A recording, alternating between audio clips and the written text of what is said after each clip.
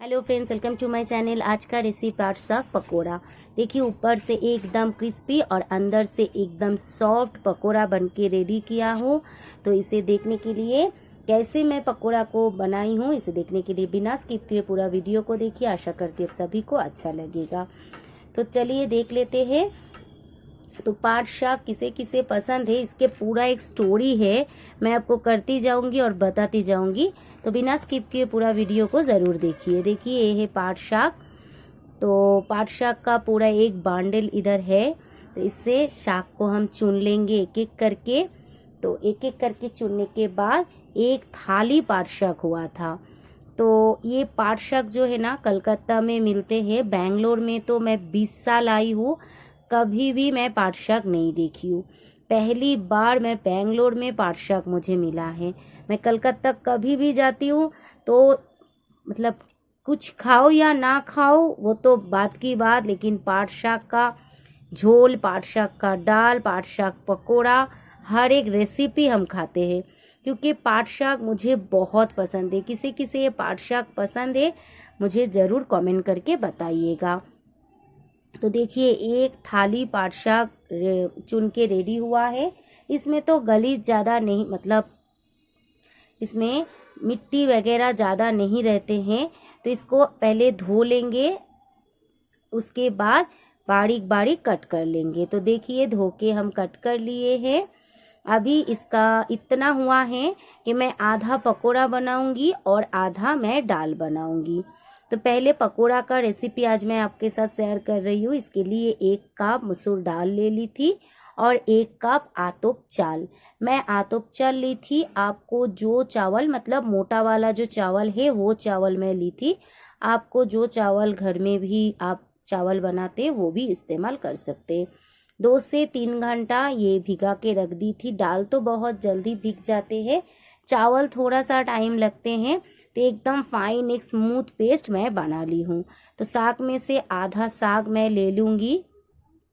उसके बाद इसमें डाल दूंगी फाइन पेस्ट किया हुआ चावल और दाल को। ये जो रेसिपी है ना, ये मैं गांव जाने से भाभी बहन बना के खिलाते। भाभी का हाथ का ही मैं खाई थी, तो मुझे इतना पसंद आता ये रेसिपी। इसका जो भी बना के दीजिए वही मुझे पसंद है।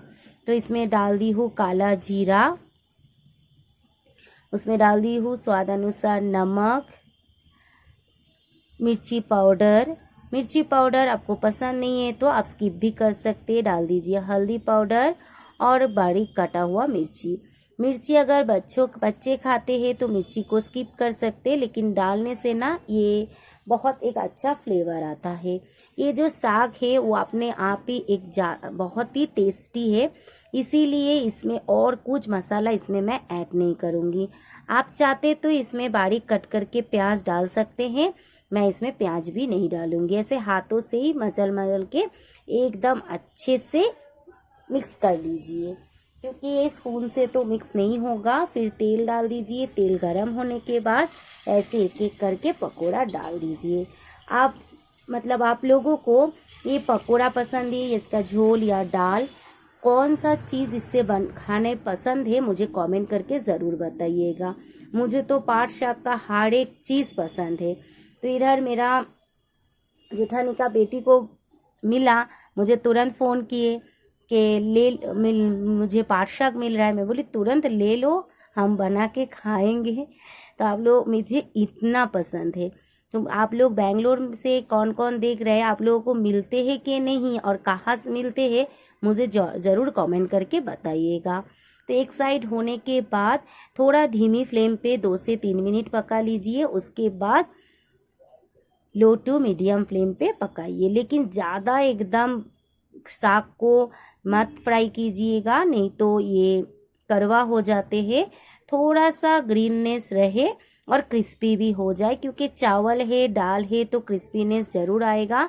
तो ध्यान दे के इसको फ्राई करने में ज़्यादा से ज़्यादा 7 से 8 मिनट लगते हैं। उसके बाद उठा लीजिए, प्लेट में सर्व कर दीजिए। गरम गरम चावल के साथ या दाल के साथ आप खा सकते हैं। मैं इसे दाल का जो रेसिपी है मैं बाद में शेयर कर दूंगी। मैं आज पकोड़ा और भी जो है वो भी मैं फ्राई कर लूँगी, लेकिन पहले आप लोगों को दिखाने के लिए देखिए इतना अच्छा क्रिस्पी पकोड़ा बना है। किसी किसी ये पकोड़ा पसंद है ज़रूर मुझे बताइए, और अच्छा लगे तो लाइक शेयर कमेंट करना मत भूलिएगा। ये नया चैनल है, आप लोगों को सपोर्ट का मुझे ज़रूरत है, तो सब्सक्राइब कीजिए और ज़्यादा से ज़्यादा शेयर कीजिए। Thank you.